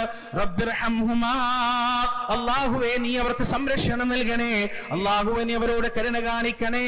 കമാ റബ്ബയാനി എന്റെ ശൈശവത്തിലും ബാല്യത്തിലും എപ്രകാരമാണോ അവരെന്നെ സംരക്ഷിച്ചത്, എപ്രകാരമാണോ അവരെന്നെ കൊണ്ടുനിന്നത്, അപ്രകാരം അതിനേക്കാൾ സുന്ദരമായ രീതിയിൽ ഈ വാർദ്ധക്യത്തിന്റെ അവസരത്തിൽ അല്ലെങ്കിൽ ഈ ഖബറിൽ കിടക്കുന്ന അവസരത്തിൽ അവർക്ക് നീ സംരക്ഷണം നൽകണം റബ്ബേ, അവർക്ക് നീ സാന്ത്വനം നൽകണം റബ്ബേ, അവർക്ക് നീ കാരുണ്യം നൽകണം റബ്ബേ എന്ന് പ്രാർത്ഥിക്കാൻ കൂടി പടച്ചറബ് വളരെ കൃത്യമായി നമുക്ക് പഠിപ്പിച്ചു തരികയാണ്. പ്രിയപ്പെട്ടവരെ, അതിന്റെ കാരണം കൂടി അല്ലാഹു പറഞ്ഞിട്ടുണ്ട്. വവസ്സൈനൽ ഇൻസാന ബിവാലിദൈഹി ഹമലതുഹു ഉമ്മുഹു വഹ്നൻ അലാ വഹൻ. അവന്റെ ഉമ്മ ഈ മനുഷ്യരോട് നാം ഇതാ വസിയത്ത് ചെയ്യുകയാണ്. തെറ്റിക്കാൻ പാടില്ലാത്ത, ലംഘിക്കാൻ പാടില്ലാത്ത, ലംഘിച്ചാൽ ശിക്ഷ ലഭിക്കുന്ന തരത്തിലുള്ള അള്ളാഹുവിന്റെ വസിയത്താണ്. നാം ഇതാ മനുഷ്യരോട് വസിയത്ത് ചെയ്യുകയാണ് മാതാപിതാക്കളോട് നല്ല നിലയിൽ പെരുമാറാൻ. എന്താണ് അതിന്റെ കാരണം? ഹമലതുഹു ഉമ്മുഹു വഹ്നൻ അലാ വഹൻ. അവന്റെ ഉമ്മ അവനെ വേദനയ്ക്ക് മേൽ വേദന സഹിച്ചിട്ടാണ്, പ്രയാസത്തിന് മേൽ പ്രയാസം സഹിച്ചിട്ടാണ് അവന്റെ ഉമ്മ അവനെ ഗർഭം ചുമന്നത്. നോക്ക് നിങ്ങൾ പ്രിയപ്പെട്ടവർ, ഇത് പറയുന്നത് ആരാണെന്നറിയുമോ? ആ ഗർഭം ചുമക്കൽ എന്ന ഉത്തരവാദിത്വം നമ്മുടെ ഉമ്മാനെ ഏൽപ്പിച്ചു കൊടുത്ത ലോകത്തിന്റെ രക്ഷിതാവാണ് പറയുന്നത്. ആ ഉമ്മ എത്രമാത്രം വേദന അനുഭവിച്ചിട്ടുണ്ടെന്ന് ആ രക്ഷിതാവിന് കൃത്യമായിട്ടറിയാം, റബ്ബിന് കൃത്യമായിട്ടറിയാം. പ്രിയപ്പെട്ടവരെ, ഭർത്താവ് കാണുന്നതിനേക്കാൾ, മാതാപിതാക്കളെ കാണുന്നതിനേക്കാൾ, സഹോദരന്മാരെ കാണുന്നതിനേക്കാൾ ഊണിനും ഉറക്കത്തിലും നടത്തത്തിലും ഇരുത്തത്തിലുമെല്ലാം ഗർഭിണിയായ ഒരു പെണ്ണനുഭവിക്കുന്ന മാനസികവും ശാരീരികവുമായ വേദനകൾ കൃത്യമായി ഓരോ നിമിഷവും അവളെ കുറിച്ച് അറിയുന്ന ലോകത്തിന്റെ രക്ഷിതാവാണ് അവളുടെ മക്കളോട് പറയുന്നത്. നിങ്ങളുടെ ഉമ്മ പ്രസവിച്ചത്, ഗർഭം ചുമന്നത് ഒരുപാട് വേദനകൾ സഹിച്ചിട്ടാണ്, ഒരുപാട് ബുദ്ധിമുട്ടുകൾ സഹിച്ചിട്ടാണ്. നോക്ക് നിങ്ങൾ പ്രിയപ്പെട്ടവരെ, രാവിലെ എഴുന്നേൽക്കുമ്പോ തന്നെ ഛർദിയാണ്, അതോടൊപ്പം തന്നെ വയറുവേദനയാണ്, നെഞ്ചരിച്ചിലാണ്, നടുവേദനയാണ്, ഉറക്കമില്ലാത്ത ദിവസങ്ങൾ സ്ഥിരമായി ജീവിതത്തിൽ ഒരു പതിവായി മാറുകയാണ്. എങ്ങാനും ഈ ഗർഭം ചുമക്കലിന്റെ അവസാന നാളുകളിൽ എത്തിക്കഴിഞ്ഞാൽ ഒന്ന് തിരിഞ്ഞോ മറിഞ്ഞോ കിടക്കുമ്പോ അസഹനീയമായ വേദന അനുഭവിക്കുന്ന മാതാക്കളുള്ളതായി നമുക്കറിയാം. ഇക്കണ്ട വേദനകളും പ്രയാസങ്ങളും മുഴുവൻ അനുഭവിക്കുകയാണ്. മാത്രമല്ല പ്രിയപ്പെട്ടവരെ, ഓരോ ദിവസവും ഓരോ ആഴ്ചയും കഴിയുമ്പോ കുട്ടി ഇങ്ങനെ വളരുന്ന സമയത്ത് ആ മാതാവിന്റെ ശ്വാസകോശം, ആ മാതാവിന്റെ ബ്ലാഡർ, ആ മാതാവിന്റെ വയറ് ഇതിങ്ങനെ തിങ്ങാൻ തുടങ്ങുകയാണ്. കുട്ടിയുടെ വളർച്ചയനുസരിച്ച് വേദന വർദ്ധിക്കുകയാണ്, പ്രയാസം വർദ്ധിക്കുകയാണ്, ക്ലേശം വർദ്ധിക്കുകയാണ്.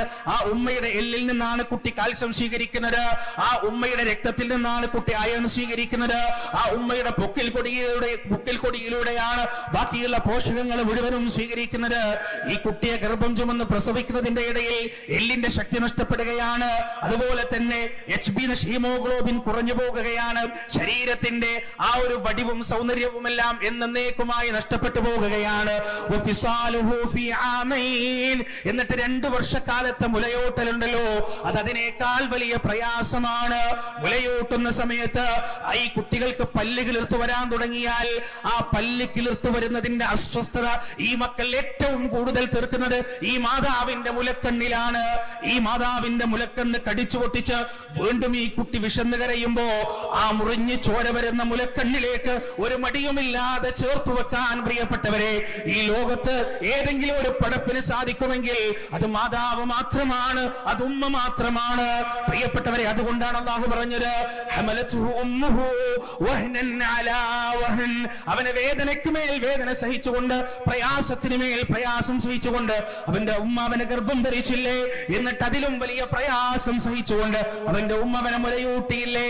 അതുകൊണ്ട് ആ മാതാപിതാക്കളുടെ ജീവിതത്തിൽ ഒരിക്കലും മറന്നു പോകരുത് എന്നാണ് അള്ളാഹുവിന്റെ വസിയത്ത്. പ്രിയപ്പെട്ടവരെ, ഉമ്മ മാത്രമല്ല, നമ്മുടെ ജീവിതത്തിൽ 2 കാലിൽ നാം നിവർന്നു നിന്ന് നടക്കാൻ വേണ്ടി ഒരുപാട് കഷ്ടപ്പെട്ടൊരു ജന്മമുണ്ട്, ഒരുപാട് പ്രയാസം സഹിച്ചൊരു ജന്മമുണ്ട്.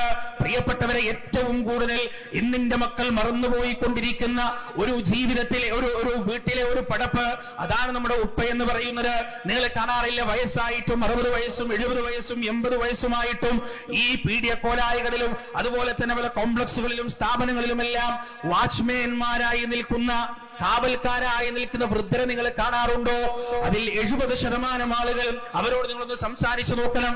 ഈ പറയുന്ന കാവൽക്കാരോട് യൂണിഫോം ഇട്ടുകൊണ്ട് ജീവിതത്തിന്റെ സായാഹ്നത്തിൽ വീട്ടിൽ വിശ്രമിക്കേണ്ടതിന് പകരം രാത്രി കൊതുകുകടിയും കൊണ്ട് ഉറക്കമൊഴിഞ്ഞുകൊണ്ട് സ്ഥാപനങ്ങൾക്ക് മുന്നിൽ കാത്തു നിൽക്കുന്ന, കാവൽ നിൽക്കുന്ന ഈ വൃദ്ധന്മാരായ ആളുകളോട് അവരുടെ ജീവിതത്തിന്റെ ഉള്ളറകൾ ചോദിച്ചാൽ, അവരുടെ ജീവിതത്തിന്റെ പിന്നാമ്പുറങ്ങൾ ചോദിച്ചാൽ കരഞ്ഞുകൊണ്ട് അവർ പറയും, മക്കളും ഭാര്യയും തരുന്ന അവഗണനയുടെയും അപമാനത്തിന്റെയും കഥകൾ.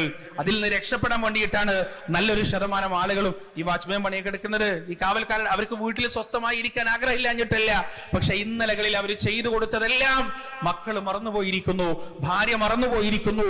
പല ഉപ്പമാർക്കും ചിരിക്കാനൊന്നും നേരം കിട്ടിയിട്ടില്ല, കൊഞ്ചാനൊന്നും നേരം കിട്ടിയിട്ടില്ല. ഉമ്മയും മക്കളും അടുക്കളയിൽ ഇരുന്ന് നാട്ടുവർത്താനം പറയുമ്പോ ഉപ്പ അതിൽ നിന്ന് പുറത്തായിരുന്നു. കാരണം ആ മനുഷ്യന്റെ 2 തോളിലും വലിയ ഭാരമുണ്ടായിരുന്നു. വീടിന്റെ ഭാരം, വാഹനത്തിന്റെ ഭാരം, മക്കളുടെ വിദ്യാഭ്യാസത്തിന്റെ ഭാരം, മകളുടെ വിവാഹത്തിന്റെ ഭാരം. ഈ ഭാരങ്ങൾക്കിടയിൽ ഭാരം ചുമന്ന് ഞെരിഞ്ഞമറിയുമ്പോ ആ മനുഷ്യൻ ചിരിക്കാൻ മറന്നുപോയി, കൊഞ്ചാൻ മറന്നുപോയി, കൂടെ കളിക്കാൻ മറന്നുപോയി. അതിന്റെ വിലയാണ് രാത്രി പകലന്തിയോളം രാത്രിയും രാവിലെയും സ്ഥാപനങ്ങൾക്ക് പുറത്ത് കാവൽക്കാരായി നിൽക്കുന്ന ഒരുപാട് മനുഷ്യരെ നിങ്ങൾക്ക് കാണാൻ കഴിയും. ഏറ്റവും കൂടുതൽ, ഒരുപക്ഷെ ഉമ്മമാരെക്കാൾ കൂടുതൽ അവഗണനകൾ നേരിടുന്നത് ഉപ്പമാരാണ്. പ്രിയപ്പെട്ടവരെ, കടുത്ത അവഗണന, വല്ലാത്ത അവഗണന. ഉപ്പയുടെ വില എന്താണ് എന്ന് റസൂൽ സല്ലല്ലാഹു അലൈഹി വസല്ലം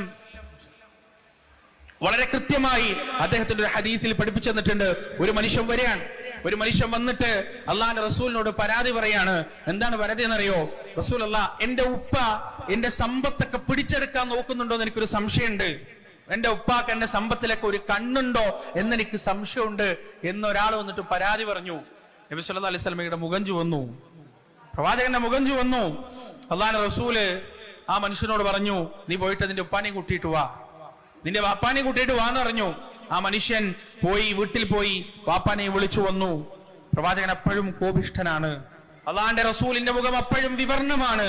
നബി സല്ലല്ലാഹു അലൈഹി വസല്ലമ ആ മനുഷ്യന്റെ മുഖത്ത് നോക്കി പറഞ്ഞു, അൻത വമാലുക ലിഅബീക്, അൻത വമാലുക ലിഅബീക്, നീയും നിന്റെ സമ്പത്തും നിന്റെ ഉപ്പാക്കുള്ളതാണ്.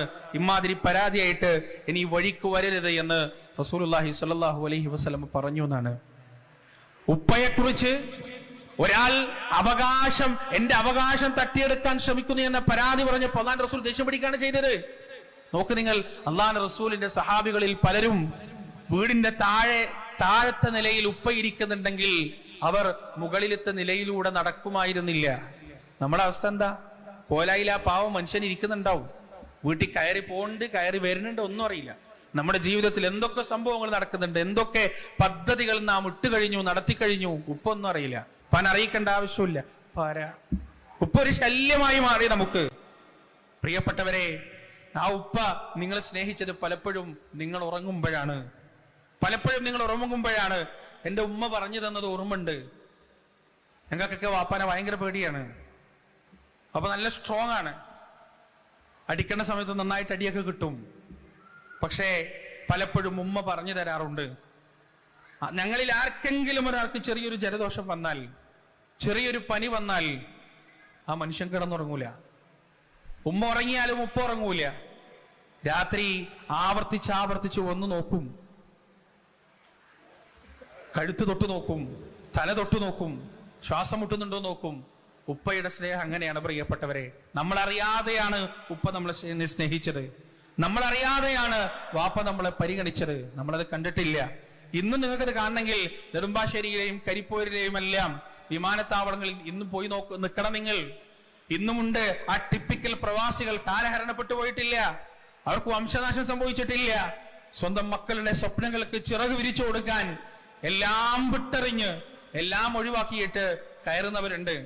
അവർക്ക് മക്കളൊന്ന് ചേർത്ത് പിടിക്കാൻ ആഗ്രഹമില്ലാഞ്ഞിട്ടല്ല, പക്ഷെ അതിനുള്ള അവസരമില്ല. പെരുന്നാൾക്ക് പോലും ബിരിയാണിയും വെച്ച് ആ ബിരിയാണിയും കഴിച്ച് അന്നുള്ള ലീവ് പരമാവധി ഉറങ്ങിത്തീർക്കാമെന്ന ഉദ്ദേശത്തോടെ ഉറങ്ങിത്തീർക്കുമ്പോ ഒരു വീഡിയോ കോളിൽ പല വീടുകളിലും ഉപ്പമാരുടെ വീഡിയോ കോൾ പോലും ശല്യമായി മാറാണ്. ആളുകളൊക്കെ ഇങ്ങനെ വീട്ടിലെ അതിഥികളും കുടുംബക്കാരൊക്കെ വന്നിങ്ങനെ ആഘോഷത്ത് നിർപ്പിൽ ആറാടുമ്പോ ഇടക്ക് ഉപ്പ വിളിക്കുന്നത് ഒരു ശല്യമായി മാറി. അങ്ങനെ പ്രിയപ്പെട്ടവരെ, ജീവിതത്തിന്റെ നല്ല കാലത്ത് പോലും ജീവിതത്തിന്റെ പുറമ്പോക്കിലേക്ക് വലിച്ചെറിയപ്പെട്ട കുറെ ഉപ്പമാർ നമുക്കിടയിലുണ്ട്. എൻ്റെ ജീവിതത്തിലെ അനുഭവം ഞാൻ ഒരിക്കലും മറക്കൂല. പ്രവാസികളായ ഹൗസ് ഡ്രൈവർമാരായും മറ്റും ജീവിക്കുന്ന പ്രവാസികൾ അനുഭവിക്കുന്ന മാനസികമായ പീഡനം എത്രയാണെന്ന് ആ ഒറ്റ സംഭവത്തിലൂടെ മനസ്സിലായിട്ടുണ്ട്. ഞാൻ ഒരുപാട് വേദികളിൽ അത് പറഞ്ഞിട്ടുണ്ട്.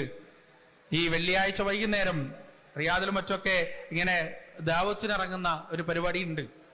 സുബൈർക്കൊക്കെ കൃത്യമായിട്ട് അറിയാം, കുറെ ഇറങ്ങിയതാണ്. അപ്പോ അങ്ങനെ ഒരു ഹൗസ് ഡ്രൈവറെ, അദ്ദേഹം ഒരു മുസ്ലിമാണ്, അദ്ദേഹത്തെ കിട്ടി. ഒരുപാട് നേരം അദ്ദേഹത്തോട് സംസാരിച്ചു കഴിഞ്ഞ് പിന്നെ അദ്ദേഹം കാറിൽ ഇരിക്കുകയാണല്ലോ, പോയ വീട്ടുകാരെ തിരിച്ചു വരാൻ വേണ്ടി കാത്തിരിക്കുകയാണ്, ഈ സൗദി കുടുംബത്തെ കാത്തിരിക്കുകയാണ്. ഈ സൗദി കുടുംബം തിരിച്ചു വന്നപ്പോ അദ്ദേഹം ഈ സാധനങ്ങൾ എടുത്തു വെക്കുന്നതിൽ എന്തോ ഒരു ചെറിയ അബദ്ധമോ എന്തോ സംഭവിച്ചു. ഈ കുട്ടി കുടിച്ചോണ്ടിരിക്കുന്ന ആ ജ്യൂസ് അത് കുറച്ച് ബാക്കി ഉണ്ടായിരുന്നു, അതങ്ങനെ തന്നെ അയാളുടെ മുഖത്തേക്ക് അങ്ങോട്ട് ഒഴിച്ചു. അയാള് കാറിലുള്ള ഒരു ടിഷ്യൂ എടുത്തിട്ട് അതിങ്ങനെ തുടച്ചപ്പോ ഞങ്ങളുടെ മുന്നിൽ നിന്ന് അയാള് നാണം കെട്ട് തൊലിയുരിഞ്ഞു പോയി. ആ മനുഷ്യന്റെ കണ്ണിങ്ങനെ നിറയുന്നുണ്ടായിരുന്നു. ഇത് ഒരാളുടെ കഥയല്ല, ഇത് എത്രയോ മനുഷ്യന്മാരുടെ കഥയാണ്. അത് സ്വന്തം കുടുംബത്തിന് വേണ്ടി കിട്ടാൻ, അല്ലെങ്കിൽ ഒരാൾക്ക് ജീവിക്കാൻ, ഈ ഒരു പുരുഷൻ ഒറ്റക്ക് ജീവിക്കാൻ വേണ്ടിയിട്ട് ഈ പ്രവാസത്തിൽ പോയി ഇത്രയൊക്കെ കഷ്ടപ്പെടേണ്ട ആവശ്യമില്ലല്ലോ. ഈ നാടൻ പണിയെടുത്താൽ എത്ര സുന്ദരമായിട്ട് ജീവിക്കാൻ പറ്റും. സ്വന്തം മക്കൾക്കും കുടുംബത്തിനും വേണ്ടി ഈ പ്രവാസ ലോകത്ത് എല്ലാ ആസ്വാദനങ്ങളും വേണ്ടാന്ന് വെച്ച് ജീവിച്ച ഉപ്പമാർ, പ്രിയപ്പെട്ടവരെ, നാം വണ്ടി എടുത്തു പോകുമ്പോ ചുടുവെയിലത്ത് പോലും അതുപോലെ തന്നെ മഴയത്തും സ്ട്രീറ്റ് വെൻഡേഴ്സായി ഈ പറയുന്ന റോഡരികകളിൽ ഫ്രൂട്ട്സ് വിറ്റും മറ്റും ജീവിക്കുന്ന ഓരോരുത്തരിലും നമുക്ക് നമ്മുടെ ഉപ്പയെ കാണാൻ കഴിയും, നമുക്ക് നമ്മുടെ വാപ്പയെ കാണാൻ കഴിയും. അവരോടുള്ള കടപ്പാട് ചെറുതല്ല, പ്രിയപ്പെട്ടവരെ. ആ കടപ്പാടാണ് പരിശുദ്ധ ഖുർആൻ ആദ്യമായി ഉണർത്തിയത്. നിനക്ക് കടപ്പാടുണ്ട്, നിന്റെ ഉമ്മയോടും ഉപ്പയോടും നിനക്ക് കടപ്പാടുണ്ട്. ആ കടപ്പാട് നീ പൂർത്തിയാക്കേണ്ടതുണ്ട്. ഇനി ആ കടപ്പാട് കൊണ്ട് അത് പൂർത്തിയാക്കാൻ നിനക്ക് മനസ്സ് വരുന്നില്ലേ, അത് നീ പൂർത്തിയാക്കിയിട്ടില്ലെങ്കിൽ നിനക്ക് വരാനിരിക്കുന്നത് ഭീകരമായ ശിക്ഷയാണ്. പ്രിയപ്പെട്ടവരെ, മാതാപിതാക്കളെ ഉപദ്രവിക്കുക എന്നത് ആഖിറത്തിലേക്ക് പടച്ചോ മാറ്റിവെക്കൂലട്ടോ. റൂഹ് തൊണ്ടക്കുഴിയിൽ നിന്ന് പിരിയുന്നതിന്റെ മുന്നേ അല്ലാഹു സുബ്ഹാനഹു വ തആല അതിന് ശിക്ഷ തരുമെന്ന കാര്യത്തിൽ യാതൊരു സംശയവുമില്ല. ജുറൈജിന്റെ കഥ റസൂൽ സല്ലല്ലാഹു അലൈഹി വസല്ലം പറഞ്ഞു തന്നത് നേരം പോക്കിന് വേണ്ടിയിട്ടല്ല. എന്താ ജുറൈജിന്റെ കഥ? അല്ലാഹുവിനെ ഒരുപാട് ആരാധിച്ചിരുന്ന ആബിദായ മനുഷ്യൻ, വളരെ സച്ചരിതരായ ആളുകളിൽപ്പെട്ട ഒരു മനുഷ്യൻ, തന്റെ ഉമ്മ വിളിച്ചപ്പോ ഒന്ന് മറുപടി കൊടുക്കാൻ വിട്ടുപോയി, മറുപടി കൊടുക്കാൻ കഴിഞ്ഞില്ല.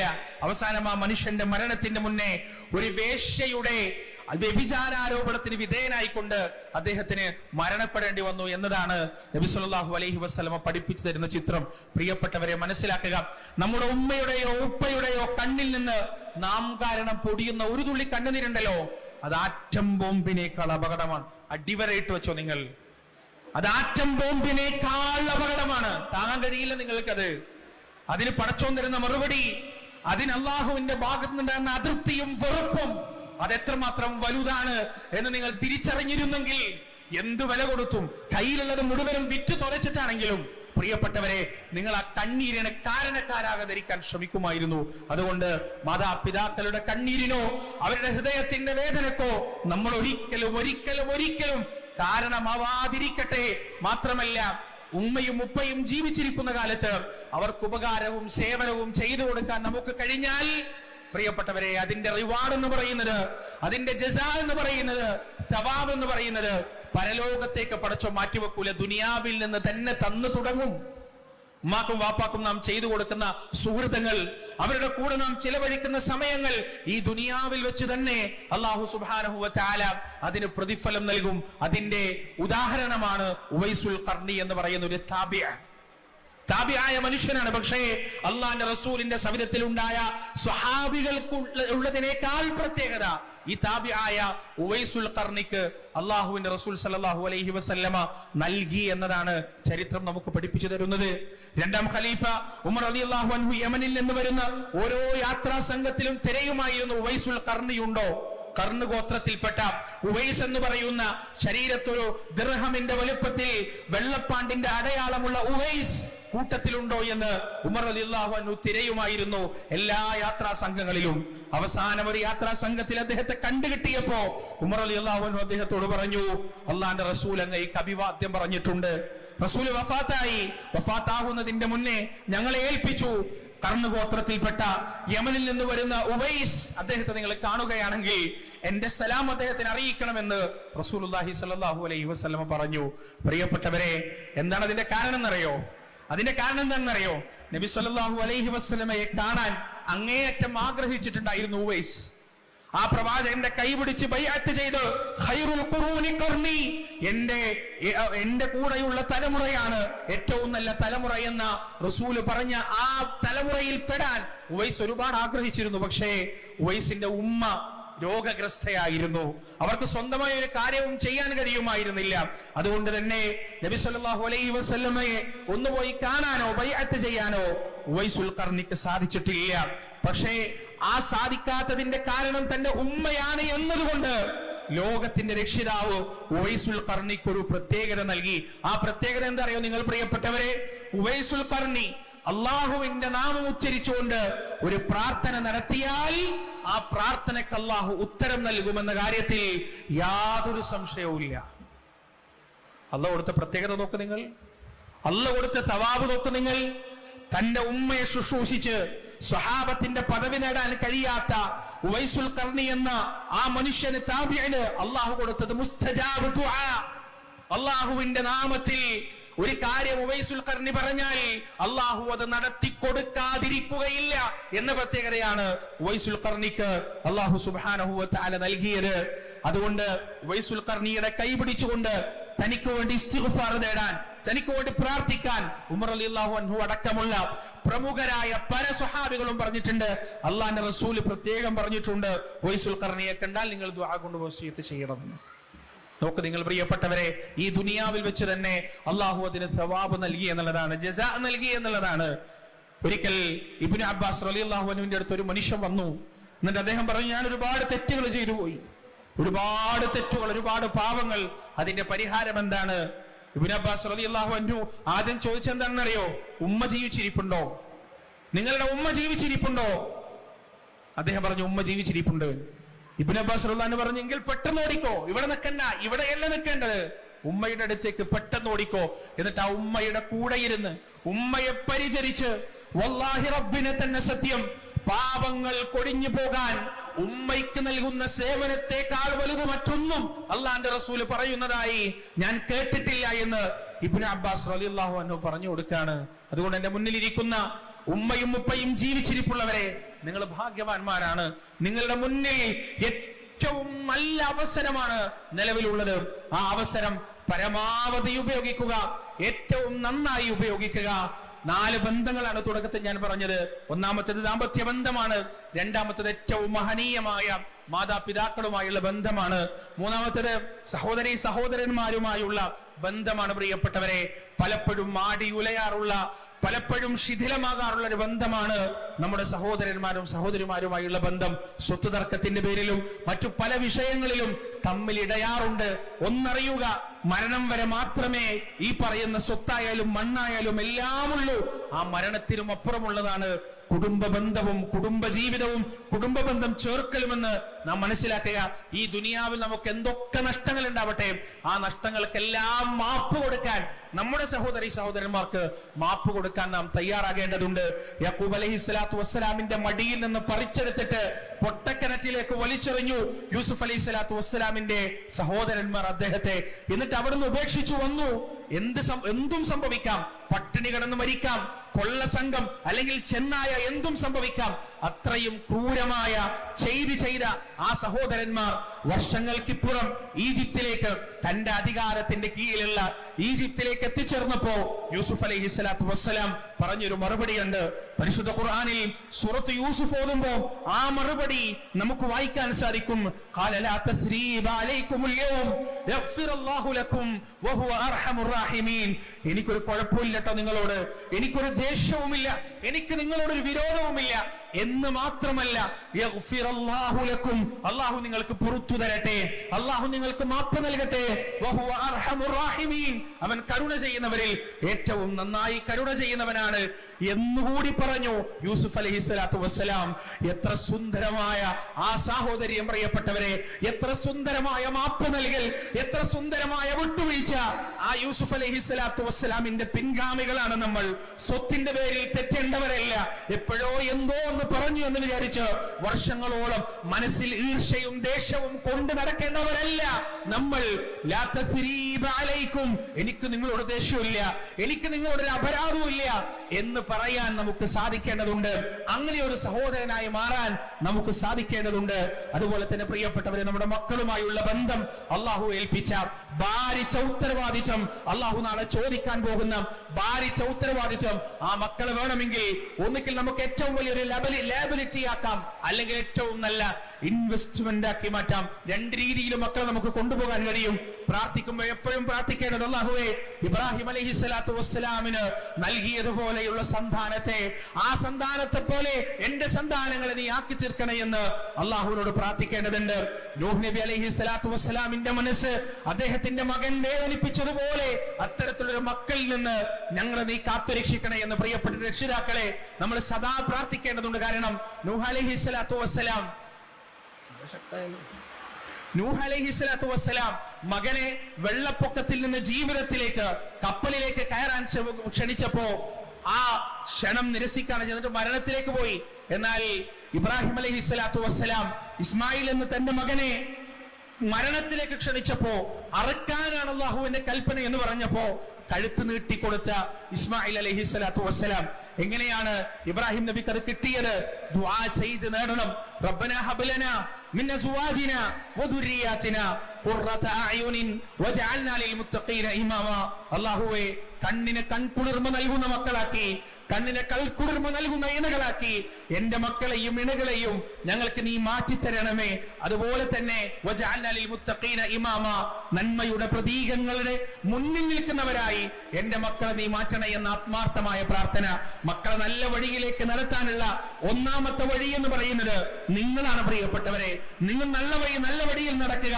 നിങ്ങൾ തഹജ്ജുദ് നിസ്കരിക്കുന്നവരെ കണ്ടാൽ അവര് സുബഹിയെങ്കിലും നമസ്കരിക്കാൻ തയ്യാറാവും. നിങ്ങളെ കരഞ്ഞു ദുആ ചെയ്യുന്നവരെ കണ്ടാൽ കൈയുയർത്തി കരയാൻ അവർ ശ്രമിക്കുകയെങ്കിലും ചെയ്യും. നിങ്ങൾ ഒരു ദിവസം 1, 2, 3 ജുസ് ഓതുന്നത്, നിരന്തരം ഖുർആൻ പാരായണം ചെയ്യുന്നത് അവര് കണ്ടാൽ ഇന്നിന്റെ കാലഘട്ടത്തിലെ നമ്മുടെ മക്കൾ ആ ഖുർആനുമായി ഒരു അടുപ്പമുണ്ടാക്കാനെങ്കിലും ശ്രമിക്കുകയെങ്കിലും ചെയ്യും.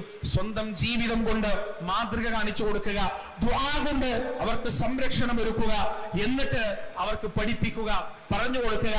എന്നാൽ നാളെ ഖബറിൽ കിടക്കുമ്പോ ആ മക്കളുടെ പ്രാർത്ഥനയും ആ മക്കളുടെ ദുആയും നിങ്ങൾക്ക് ലഭിക്കും. അല്ലാഹു സുബ്ഹാനഹു വ തആല ജീവിതത്തിന്റെ 4 ഭാഗങ്ങളിലായി നമുക്ക് പരീക്ഷണമായും അനുഗ്രഹമായും ഒരുക്കി വെച്ച ഈ 4 കുടുംബ ബന്ധങ്ങളെ, ഈ 4 സ്ട്രീമുകളെ ഏറ്റവും നന്നായി കൊണ്ടുപോകാൻ അല്ലാഹു സുബ്ഹാനഹു വ തആല നമുക്ക് ഏവർക്കും തൗഫീഖ് നൽകുമാറാകട്ടെ. റഹ്മാനായ റബ്ബേ, ഞങ്ങളുടെ മാതാപിതാക്കൾ, അവരിൽ മരിച്ചുപോയവർക്ക് നീ സ്വർഗ്ഗം നൽകണേ അല്ലാഹ്. അവരുടെ ഖബർ നീ വിശാലമാക്കി കൊടുക്കണേ അല്ലാഹ്. അവരിൽ ജീവിച്ചിരിക്കുന്നവർക്ക് ദീർഘായുസ്സും ആരോഗ്യവും ആഫിയത്തും നീ നൽകണേ റബ്ബേ. അവരെ തൃപ്തിപ്പെടുത്തുന്ന രൂപത്തിൽ, അവരുടെ സ്നേഹവും തൃപ്തിയും നേടുന്ന രൂപത്തിലുള്ള പ്രവർത്തനങ്ങൾ ചെയ്യാൻ ഞങ്ങൾക്ക് നീ തൗഫീഖ് നൽകുകയും ചെയ്യണേ റബ്ബേ. റബ്ബനാ ആതിനാ ഫിദ്ദുനിയ ഹസന വഫിൽ ആഖിറതി ഹസനത വഖിനാ അദാബന്നാർ. ربنا تقبل منا إنك أنت السميع العليم وتب علينا إنك أنت التواب الرحيم وآخر دعوانا أن الحمد لله رب العالمين والسلام عليكم ورحمة الله.